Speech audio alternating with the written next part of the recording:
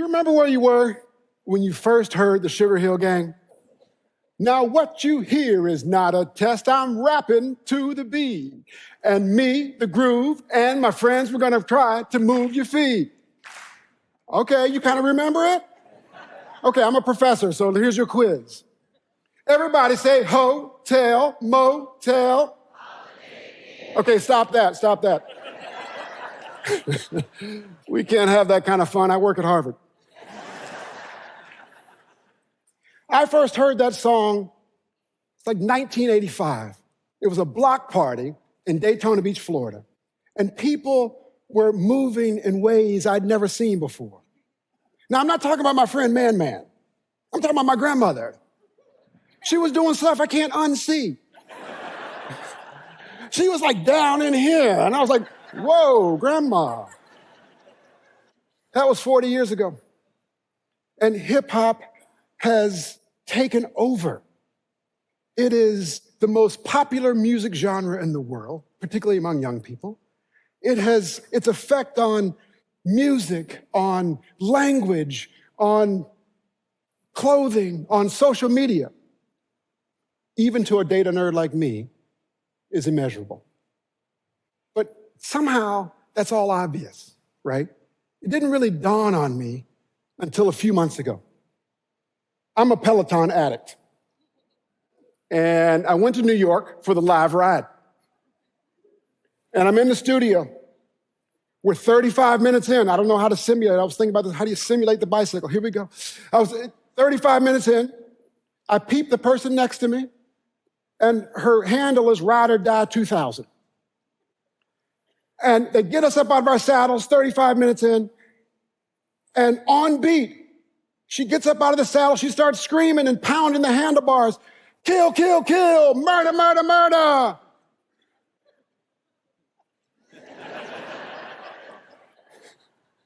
Scared the crap out of me. In that moment, I realized two things.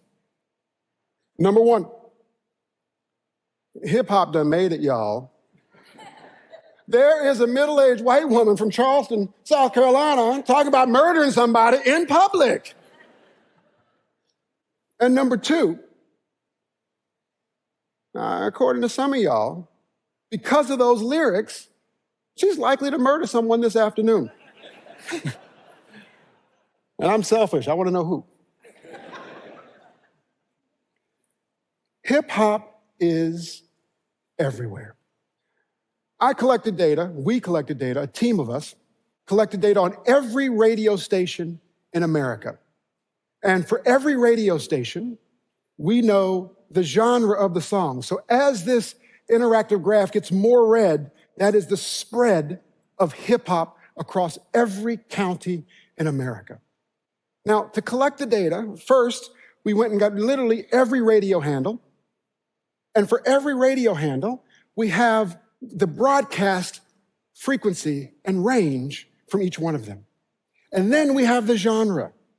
And then for some of the radio stations, we actually have the playlists that were on the radio. And for those playlists, of course, we have the songs.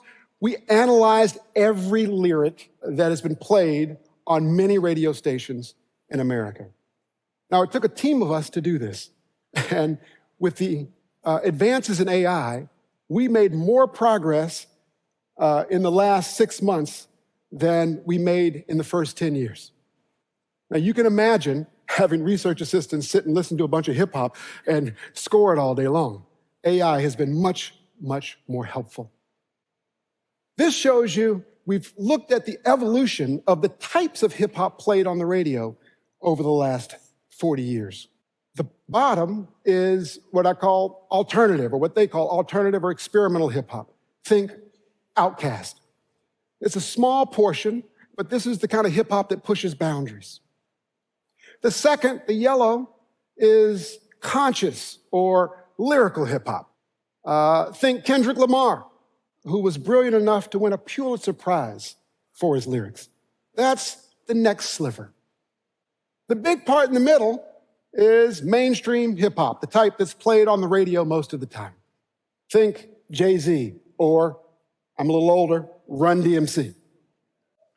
Now at the top, that's where the controversy is.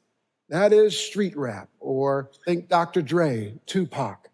What I want you to get from this is that that was a small portion of the overall hip hop played on the radio for the last 40 years. Now, of course, it increases in the last 10 years, but even still, a minority of the hip hop played.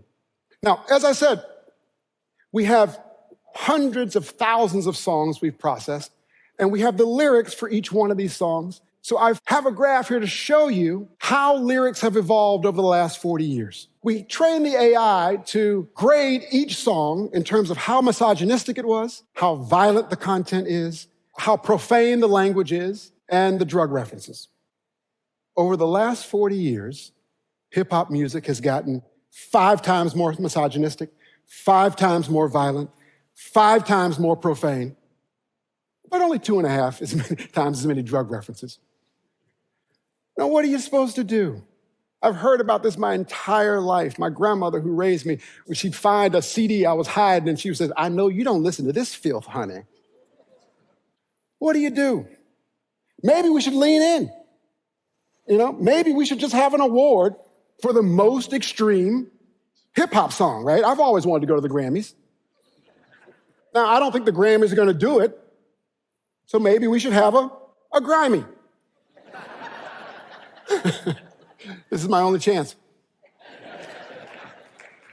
So what we did was we scored every single song on the 4 dimensions I described, and we took a look at, we said, who is the winner for the most extreme hip-hop song of all time? Now, before I tell you, one song was so extreme that the AI refused to grade it. I'm not lying. We heard that about AI being self-referential. Well, clearly the Achilles heel of AI is hip-hop because AI refused to look at it. I got an email from Claude that says, man, I just got this job. I'm not reading this stuff at work. I mean, it's... Okay, I didn't get that email, but in my head, it would be interesting. The winner of the first annual and only ever Grammy Award goes to About That by Master P. Whoa. Now, I want to rap you a few bars. During rehearsal, they're like, nope, cut that part out. What to do? I agree these lyrics are crazy. And people have been talking about it for a long time. You remember Geraldo that said, hip-hop is the worst, has been done more damage to black people than racism. Cynthia Tucker said, you can't listen to all this language and have it not affect you. Cynthia Tucker's amazing, civil rights activist. Do you know she actually sued Tupac? Do you know how tough you have to be to sue Tupac? But the question really is, at least to an economist, is, does it actually hurt? Because there have been times in my life in which the things that you would view as profane were actually comforting to me. In 1993, I was 15 years old, and I drove to a prison to visit my father. And after our little visit, I got back in the car. That's actually how I learned how to drive a stick shift. I drove second gear all the way there. I got back in the car and I put in the Menace to Society soundtrack. And MC8 came across the speakers. And he said, a fucked up childhood is why the way I am. It's got me in the state where I don't give a damn. Somebody help me. But no, y'all don't hear me though. I guess I'll be another victim of the ghetto. Now, that would score high on profanity and violence. But in that moment, it scored high on comfort. And so the question I've asked myself for more than a decade is, does this actually help or does it hurt? Now, that animation I showed you at the beginning provides a beautiful natural experiment because we have places where hip hop went before it went to other places. And because of those radio frequencies I talked about, I can actually see in the data there are kids who have very similar backgrounds, live in similar homes, have similar parents. One is exposed to some type of lyrics and another is exposed to another. And we can relate those, and we do, to 40 different variables that measure social and economic progress. Things like teen pregnancy, things like unemployment, income, crime. And here's what the evidence shows.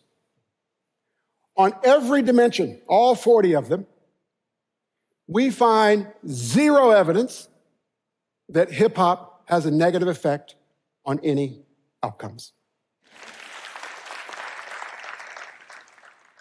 What this shows you on the vertical axis is the homicide rate, and on the horizontal axis is exposure to hip hop. And what you see is a statistically no relationship, but if anything, slightly downward sloping, which means exposure to hip hop made things, if anything, better, not worse. And I know some of you are thinking, what about the lyrics? I've got two daughters I adore. We listen to hip hop, but not Master P. What about those lyrics? Look, blaming hip hop for its unvarnished truths is like faulting a photograph for the subject matter. I was told my entire life that hip hop causes inequality. Well, if you actually process hundreds of thousands of songs and relate it to outcomes, the data actually suggests the opposite, that inequality causes hip hop.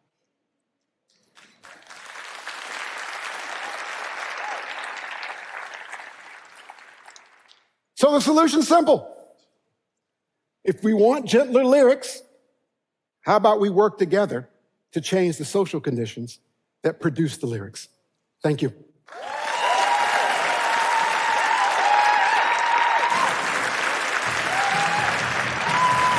And we can dance. It's not gonna hurt you.